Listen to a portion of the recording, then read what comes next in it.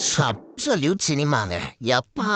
என்ன மேட்ச் இந்த மேட்ச் நீங்க பார்க்காம இருந்தீங்கன்னா, கண்டிப்பா பெரிய மிஸ்டேக் பண்றீங்க, தப்பு பண்றீங்க. ஒரு கிரிக்கெட் லவரா இருந்தா. யப்பா!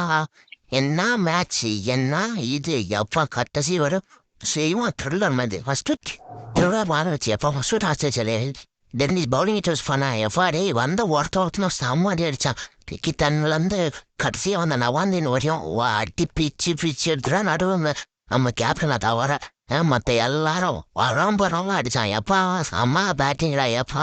அடுத்த பேட்டிங் வந்தார் நம்ம டெல்லி ஃபர்ஸ்ட் பால்லே நம்ம ஆளு விக்கெட் எடுக்க அடுத்த அந்த கருண் நாயர் எப்பா எப்பா இது நம்ம தானே நான் இறங்கி யாருக்கா கவிதா அப்படின்ற மாதிரி நம்ம ஆளு எடுத்த வளர்ந்து அடி பிச்சை எடுத்துக்கிட்டோம்.